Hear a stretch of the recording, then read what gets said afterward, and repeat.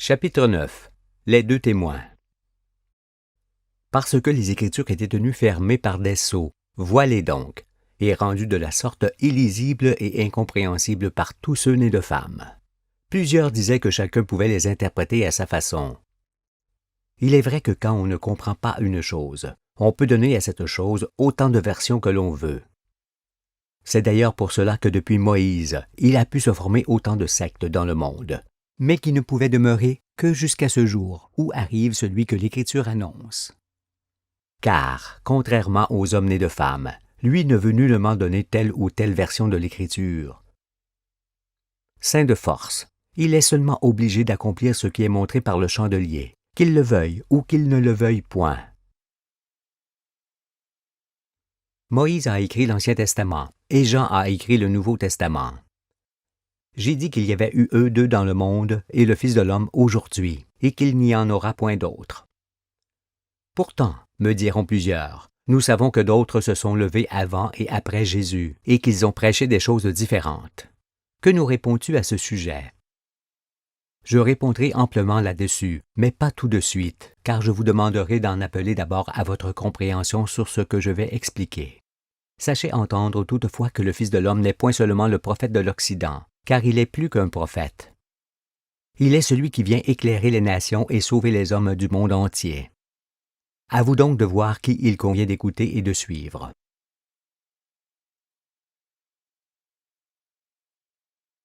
Le serpent originel.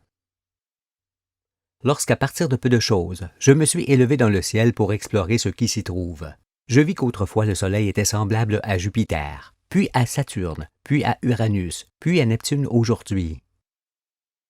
Je me projetais en ces temps-là, à côté du Soleil qui ne brillait pas encore. Puis je vis son atmosphère géante exploser, ce qui éclaira notre astre du jour. Le souffle de cette explosion bouscula aussi ses satellites, les planètes. La Terre, l'un de ses satellites, fut bousculé de la sorte et fit des va-et-vient auprès de lui, qui progressivement diminuèrent d'amplitude jusqu'à s'évanouir entièrement.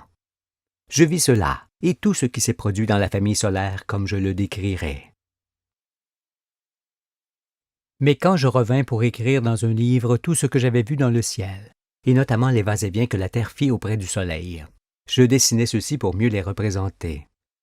Je vis alors que je venais de dessiner un serpent qui expliquait mieux qu'une bouche les choses célestes et terrestres, tant étaient grandes les révélations qu'il faisait et dont j'eus peur.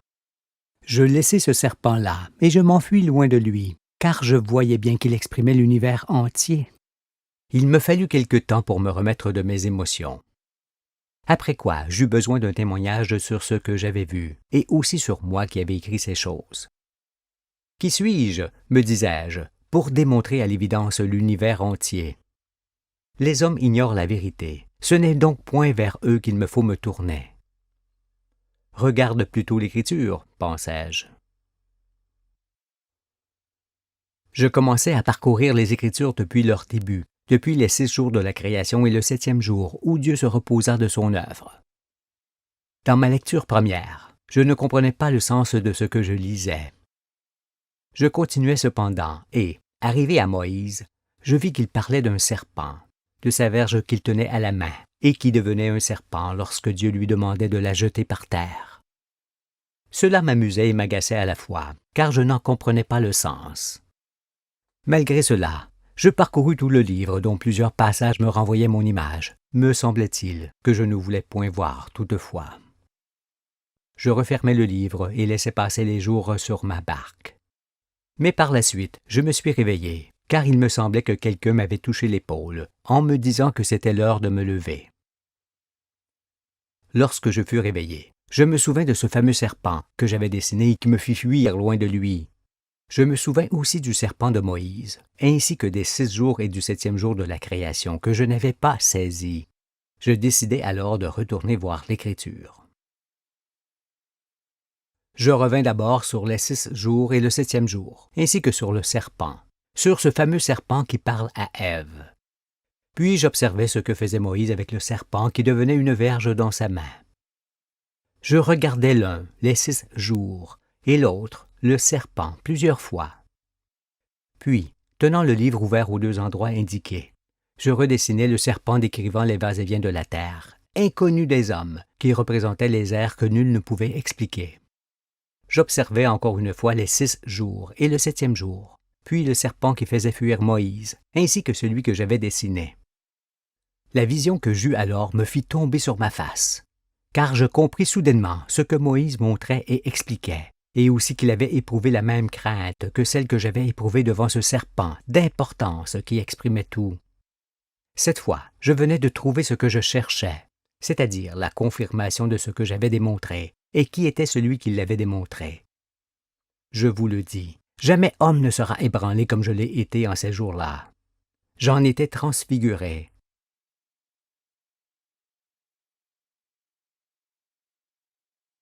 Les signes de la reconnaissance. Lorsque je fus remis de mes émotions, je relis plusieurs fois les Écritures, et, chaque fois que je les lisais, des yeux s'ajoutaient à mes yeux.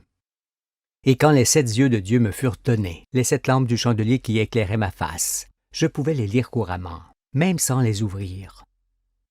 Je vis aussi que Dieu dit à Moïse que le moment venu, il susciterait un prophète semblable à lui. Comment alors celui qui se lèverait au temps marqué pourrait-il savoir s'il est ce prophète annoncé? C'est donc ce fameux serpent qui réunirait l'un l'autre, car tous deux auraient la même connaissance des choses du ciel et de la terre. Dieu montra à Moïse les conséquences de sa science, et Moïse sut alors que la terre avait fait ses va-et-vient qui déterminèrent les jours de la création. Quant à moi, Dieu ne me montra point seulement les conséquences de sa science, mais le principe d'existence de toute chose, c'est-à-dire sa science en soi avec laquelle il crée toute chose. C'est alors qu'il m'apparut que je suis plus grand que Moïse aujourd'hui. Nous parlons des mêmes choses cependant, lui d'une manière et moi d'une autre, parce que Moïse fut contraint de voiler fortement ce qu'aujourd'hui je dois dévoiler ouvertement.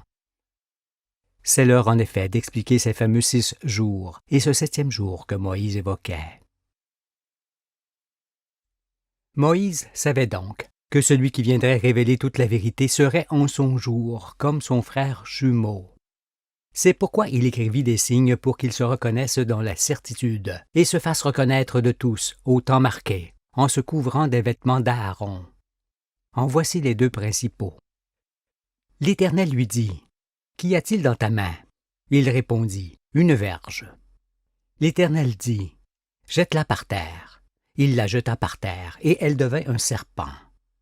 Moïse fuyait devant lui. L'Éternel dit à Moïse, « Étends ta main, et saisis-le par la queue. » Il étendit sa main et le saisit, et le serpent redevint une verge dans sa main. « C'est là, dit l'Éternel, ce que tu feras, afin qu'ils croient que l'Éternel, le Dieu de leur père, t'est apparu, le Dieu d'Abraham, le Dieu d'Isaac et le Dieu de Jacob. » Il est en effet impossible que Dieu n'apparaisse point à celui dont la verge se change en serpent, car ce dernier est l'expression de tout ce qui se produit dans le ciel et sur la terre. Si intelligent soit-il, l'homme ne peut pas découvrir la vérité de lui-même. Il ne peut la découvrir qu'en étant conduit en elle par le Créateur, comme je le fus. Que signifie donc ce premier signe dont le sens échappe à tout homme né de femme? En voici l'explication. Au temps des pharaons, de l'Égypte servile, Moïse avait dans sa main une plume pour écrire, avec laquelle il fustigeait ceux qui exploitaient d'autres hommes. En ces temps-là, peu d'hommes étaient libres et beaucoup étaient dans la servitude. Sa plume était cette verge avec laquelle il frappait la terre de sa parole. Voyant alors que Moïse se dressait contre l'injustice et la méchanceté, Dieu se manifesta à lui et lui fit connaître toute la vérité. Il lui montra les 6 jours durant lesquels il créa le monde et le 7e jour, qui est le jour de son repos dans lequel il ferait entrer tous ceux qui marcheraient avec lui. Ces 7 jours étant relatifs, comme je l'ai dit, aux ères terrestres qui, dessinés par terre, ont l'aspect d'un serpent. C'est ainsi que sa verge se transforma en serpent et que ce dernier redevint une verge dans sa main. Moïse savait cependant qu'en son jour, ce n'était point encore l'heure de faire connaître la vérité aux hommes, et qu'à cet effet, il devait l'écrire dans un langage qui ne pourrait être saisi que par celui que Dieu enverrait au temps marqué. Moïse voila alors ces Écritures pour qu'elles servent de témoignage à celui qui viendrait prendre dans sa main toute la postérité d'Abraham, d'Isaac et de Jacob, pour la faire entrer dans le repos de Dieu, dans le royaume. C'est en effet seulement là que Dieu peut se reposer de toute l'œuvre qu'il a faite sur terre, car ses enfants, connaissant toute la vérité, ainsi que la loi de la nouvelle alliance, ne peuvent plus s'adonner au mal et détruire ce qu'il a fait. Je dis encore que dans ce seul livre, je ne puis expliquer l'Écriture dans le détail, sinon il me faudrait faire un ouvrage plus grand que la mer. D'ailleurs, vous n'apprendriez rien de plus que ce que je dis dans l'essentiel. Sachez cependant que lorsque Moïse est appelé par Dieu sur la montagne de Sinaï, cela montre ce qu'est l'ascension, l'élévation spirituelle de l'homme, jusqu'à ce qu'il rencontre le Créateur et soit enseigné de la vérité. L'homme ne vit pas que de pain et a besoin de faire cette ascension. Vous avez lu que Dieu appelle Moïse seul la première fois, et qu'il l'appelle de nouveau avec Aaron cette fois, son frère. L'explication de ceci, c'est qu'après avoir été retiré des eaux, c'est-à-dire du fleuve de la vie pour voir où son courant emportait le monde, Moïse fut élevé jusqu'à Dieu. Il en résulta ses Écritures, et notamment la loi qui avait pour but de maintenir les hommes saints d'esprit jusqu'à ce que vienne celui qui, à l'image d'Aaron, leur expliquerait les signes et les conduirait dans toute la vérité.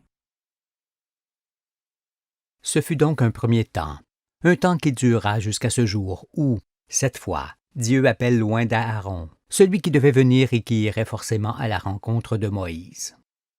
C'est pourquoi Dieu demanda à Moïse de faire à Aaron des vêtements sacrés, pour marquer sa dignité et pour lui servir de parure afin qu'il poursuive son sacerdoce. Il ne s'agit évidemment point de vêtements en tissu comme le croient les membres des sectes, mais de vêtements spirituels qui couvrent le Fils de dignité.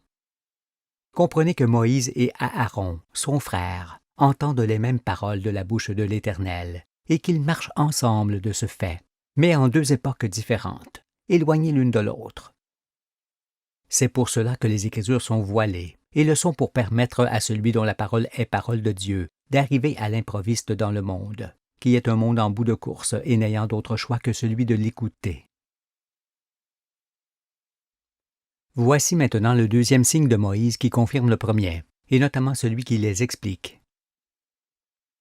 L'Éternel lui dit encore, « Mets ta main dans ton sein. » Il mit sa main dans son sein, puis il la retira, et voici sa main était couverte de lèpre, blanche comme la neige. L'Éternel dit, « Remets ta main dans ton sein. » Il remit sa main dans son sein, puis il la retira de son sein, et voici, elle était redevenue comme sa chair. « S'ils ne te croient pas, dit l'Éternel, et n'écoutent pas la voix du premier signe, ils croiront à la voix du second signe.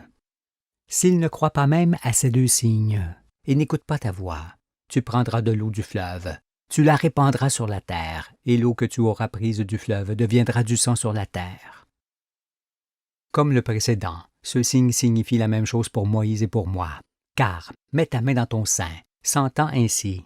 Sonne-toi pour chercher ce que j'ai placé dans ton sein, et écris-le dans un livre. C'est ce que fit Moïse et que je fis moi-même. Mais trop courroucé par les infamies commises dans le monde sous mes yeux, et aussi en raison des grandes émotions venant de tout ce qui m'était révélé, comme mon frère, je m'exprimais difficilement. Mes écritures se remplissaient de lèpre, entendez de déraison due à la colère. Et « remets la main dans ton sein » signifie « recommence tes écritures pour enlever cette lèpre ».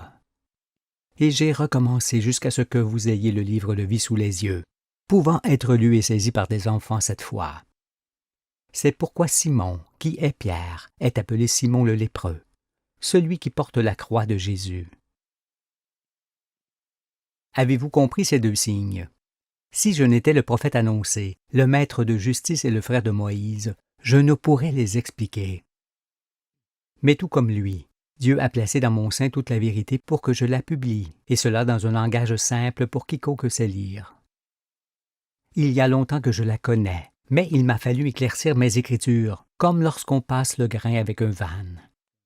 Seuls les grands jugements importent pour embrasser tout l'univers et saisir le sens du fleuve cité, qui est le fleuve de la vie. C'est donc de la sorte que je vous conduirai dans tous les domaines et matières de l'existence, jusqu'au triomphe de l'essentiel.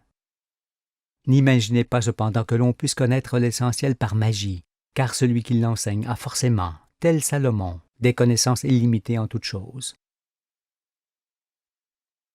Moïse ne fut point retiré des eaux, tel que cela s'entend dans le sens de la lettre. Non, j'ai dit qu'il fut retiré des eaux du fleuve de la vie pour voir, depuis les berges, dans quelle direction coule ce fleuve. Cela signifie qu'il est mis en marge du monde, pour voir où va le monde, et débusquer ce qui l'emmène à la perdition. C'est aussi mon travail, et la raison faisant que Jésus est assis dans une barque, un peu retiré du bord, depuis laquelle il enseigne la foule, car c'est ainsi retiré que j'ai commencé à vous enseigner. Là encore, ne soyez point comme ceux qui voient Jésus enseigner la foule au bord de la mer. Ceux-là le voient aussi arriver sur des nuées d'anges, semblables à des nuées d'oiseaux descendant du ciel, puis l'imaginent marchant sur l'eau aussi léger qu'un insecte. Non, Jésus marche sur la mer, parce qu'il est déjà élevé au-dessus de toutes choses par les Écritures.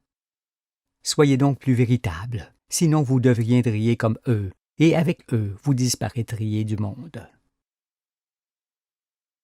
L'Éternel parla à Moïse et dit, « Parle à Aaron, et tu lui diras, « Lorsque tu placeras les lampes sur le chandelier, les 7 lampes devront éclairer en face. » Aaron fit ainsi. Il plaça les lampes sur le devant du chandelier, comme l'Éternel l'avait ordonné à Moïse. Le chandelier était d'or battu, jusqu'à son pied, jusqu'à ses fleurs. Il était d'or battu. Moïse avait fait le chandelier d'après le modèle que l'Éternel lui avait montré. Ce précieux chandelier dont j'ai déjà parlé est aussi l'un des signes de la reconnaissance, car les 7 lampes, comme dirigées vers un même but, éclairent en face mon visage. Et avec elles je vois ce que j'écris. Chaque lampe est comme une étoile brillante, ce sont les 7 noms que j'ai déjà donnés, car c'est ainsi et avec ces 7 noms que l'Éternel a demandé à Moïse de me préparer le chandelier qui m'éclairerait. J'ai donc placé les 7 lampes selon le modèle que Moïse m'a préparé. Tout ce chandelier, d'une grande valeur, m'éclaire abondamment, parce qu'avec lui je vois qui je suis et je sais où je vais. Ne négligez point ce que j'explique ici, car tout ce qui est dit est autant de témoignages sur ma personne et sur l'existence de l'Éternel.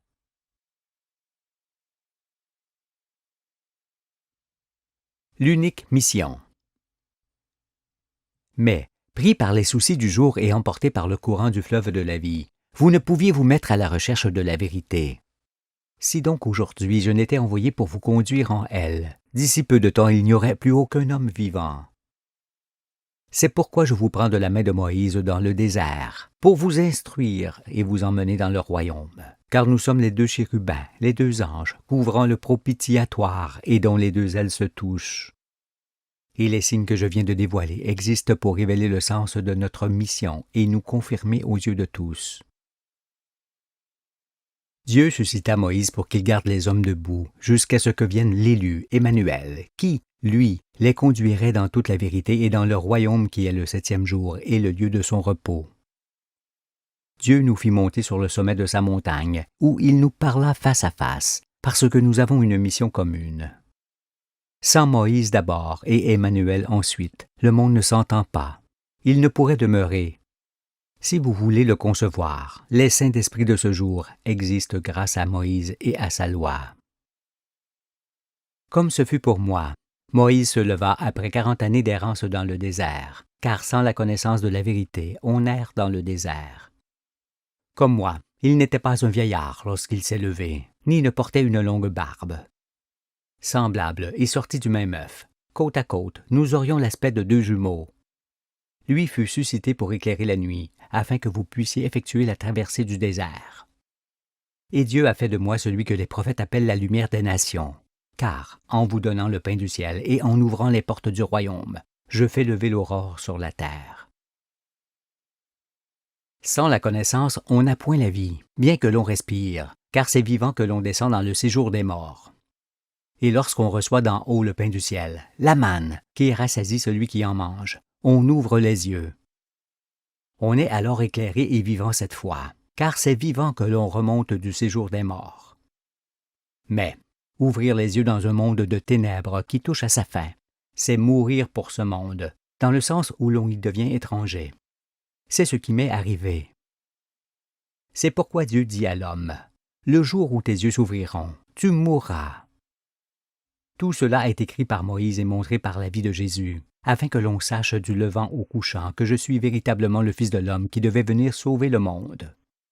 car je suis crucifié par ce que je sais et par ce que je vois. Et c'est grâce à cette douleur que je puis écrire, et qui m'emporterait si je ne le faisais pas.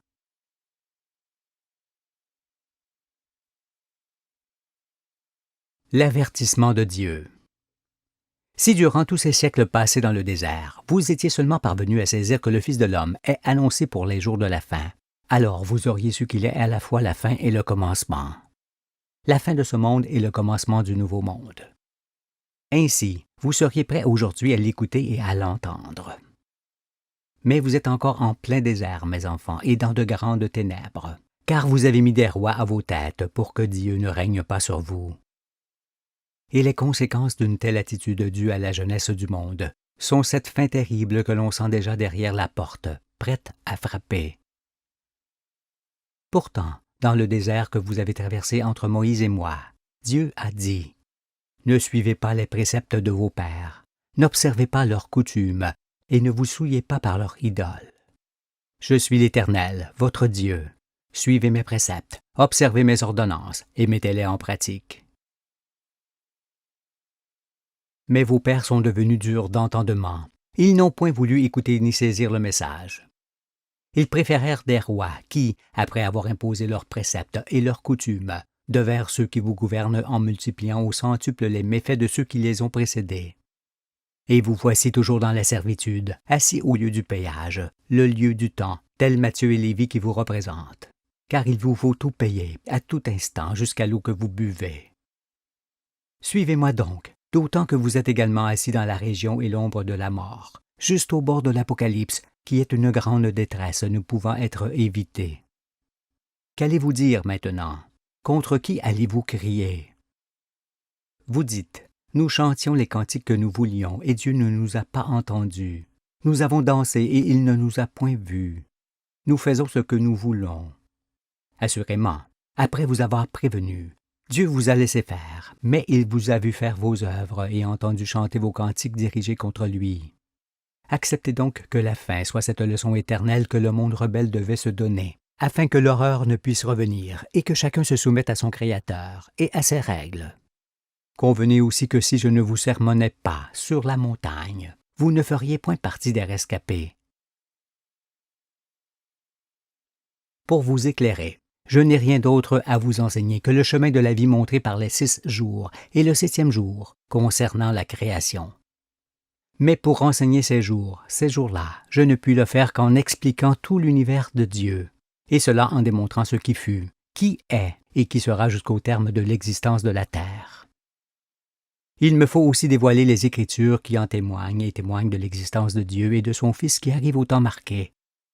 Rien de ce que l'on observe ne peut être omis dans cet enseignement des 6 jours et du 7e jour qui forme un serpent, car il est écrit « Conduits dans la vérité, ils seront tous enseignés de Dieu. »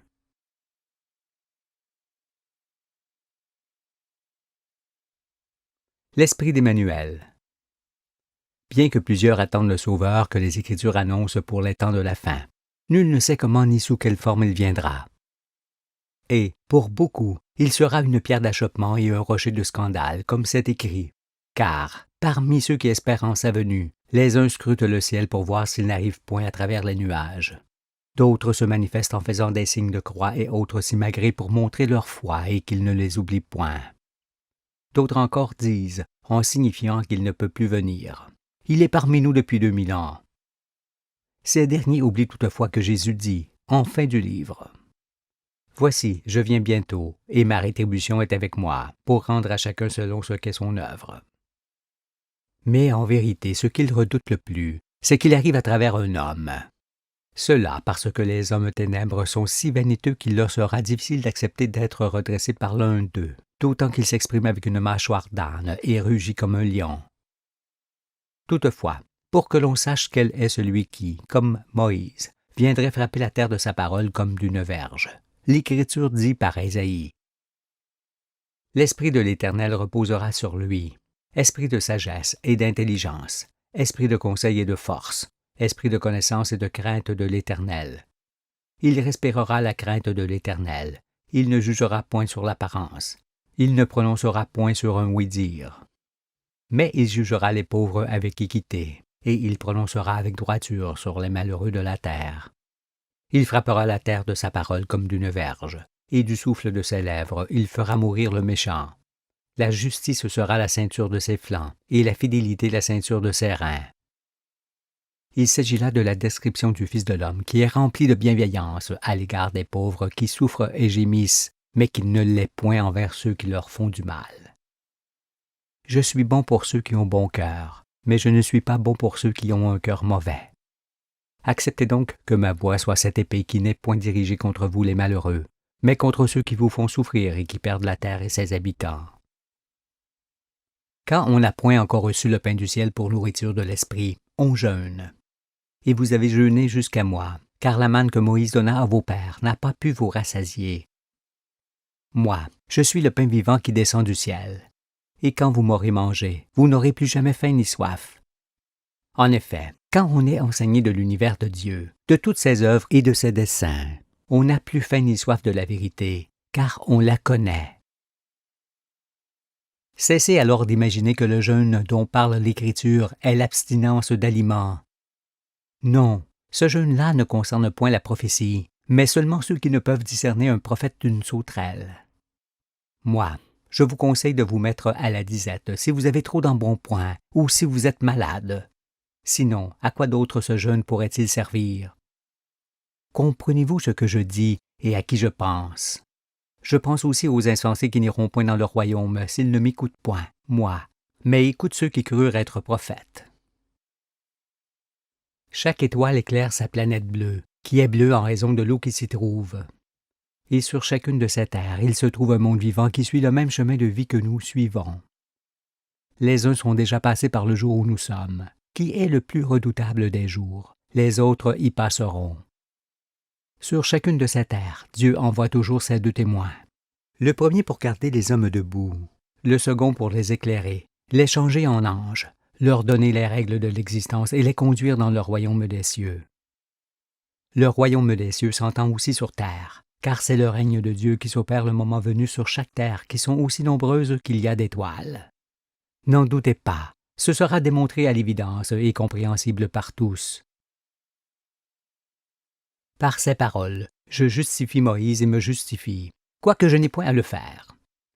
Mais entre ces deux témoins que Dieu envoie séparément et dans des temps différents sur chacune de ces terres, il est nécessaire qu'un troisième prophète se lève pour empêcher l'imposture ou la révéler. Ce troisième prophète fut Jean. Il était alors impossible que d'autres prophètes aient existé sur la terre entière, car un autre n'aurait rien pu annoncer de différent que ce que Moïse a annoncé sous voile, et que je viens révéler au soir du monde. Aussi, vous tous des sectes, sachez dans quel milieu vous vous trouvez, et avec quel esprit vous évoluez. Sortez-en, et vous conserverez la vie. Restez-y, et vous périrez. Choisissez. Parce que vous m'auriez interrogé sur l'authenticité des prophètes, venus avant ou après Jésus, j'ai dit que j'en parlerai, mais après que vous ayez saisi certaines choses. Ce qui vient d'être fait avec l'explication du serpent qui n'a été montré qu'à Moïse et à Emmanuel. Il n'a pas été montré à un autre ni à plusieurs autres. Entendez donc ce qu'il y a lieu d'entendre au sujet de l'authenticité de ceux qui dirent ou disent être prophètes, car quiconque ignore la signification de ce serpent ne peut connaître la prophétie. J'ajoute par ailleurs que se couvrir le chef devant l'Éternel, se voiler la face ou se prosterner devant l'Éternel, cela s'entend spirituellement, homme de peu d'intelligence. Tous les matins, à mon réveil, je me prosterne devant celui qui crée tout et anime tout. Je le loue constamment pour les merveilles du monde, au milieu desquelles il m'a appelé. Toutes les pensées de mon cœur et de mon esprit sont tournées vers lui. À chaque instant du jour, où que je sois, quoi que je fasse, je bénis son nom.